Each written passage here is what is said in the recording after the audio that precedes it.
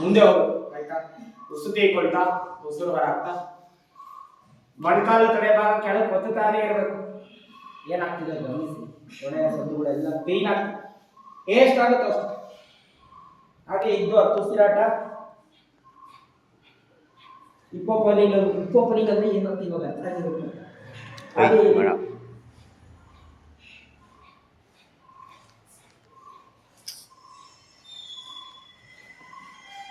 ಈ ಒಂದು ಅಭ್ಯಾಸದಲ್ಲೇ ನೀವು ತಿಳ್ಕೊಬಾರ್ದು. ಹಿಪ್ಪು ನಿಮ್ಮಲ್ಲಿ ಸರಿ ಇಲ್ಲ ಇದ್ರೆ ನೀವು ಫಾರ್ವರ್ಡ್ ಬೆಂಡಿಗೆ ಹೋಗ್ತೀರಾ, ಇಲ್ಲಾಂದ್ರೆ ಬರಲ್ಲ.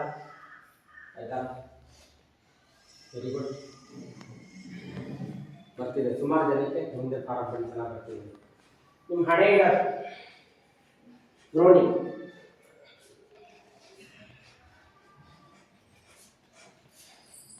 ಉಸಿರು ತೆಗೆದುಕೊಳ್ತಾ ಸ್ಲೋಲಿ ಮೇಲೆ ಬಂದ್ಬಿಡು. ಸೀದಾ ಗುರಿ ಹಾಕ್ಸ್ಬೇಕು, ಇದರ ಗೋಲ್ ಹಾಕ್ಸ್ಬೇಕು. ಸುಮಾರು ಕಡೆ ಹೇಗಿದೆ ಅಂದರೆ ಈ ಎಲ್ಲ ಅಭ್ಯಾಸಗಳು ಬರೋದು ಇನ್ನೂ ಹಲವು ಸ್ಟ್ರೆಚಿಂಗ್ ಎಲ್ಲ ಮಾಡ್ತಾರೆ. ಮಾಡಿಸಿ ನಿಮಗೆ ಉತ್ತರ ಬದಕುನಾಥ ಬರಬೇಕು. ಗೊತ್ತಾಯ್ವಾ? ನೆಕ್ಸ್ಟ್ ಸೈಡ್ ಆಗಿ ಕಾಲು ಸರಿಯಾಗಿ ನೋಡಿ ಅಂತ ದೂರ ನಿಮ್ಮ ಮ್ಯಾಟ್ ಮೇಲೆ ಮಾಡಿ. ಈ ಮ್ಯಾಟ್ ತುದಿಗೂ ಕಾಲನ್ನ ತರಬೇಕು.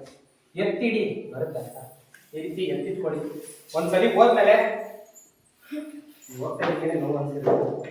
ಹಾಗೆ ಇದ್ದು ಉಸಿರು ತೆಗೆದುಕೊಳ್ತಾ ಉಸಿರು ಹೊರಾಗ್ತಾ ಉಸಿರು ತೆಗೆದುಕೊಳ್ತಾ ಇಲ್ಲ ಫಸ್ಟ್ ಫಾರ್ವರ್ಡ್ ಆಮೇಲೆ ಮೊಣಕಾಲ ಹತ್ರ ಹಣೆ ಭಾಗ ಹೋಗ್ಬೇಕು.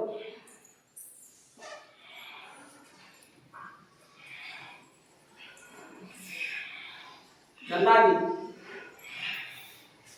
ಉಸಿರಾಟದೊಂದಿಗಿರ್ಬೇಕು. ನೋಡಿ ಕೈ ಮೇಲೆ ಕಾಲಿನ ದೂರ ತಗೊಳ್ಳೋ ಪರಿಣಿಕ್ ಕಾಲು ದೂರ ತಗೊಳ್ಳ ಬೈದಲ್ಲಿ ಕಾಲುಗಳು ಮಾಡಿ ಇವಾಗ ಪಾದಗಳು ನೇರ ಹಾಗೆ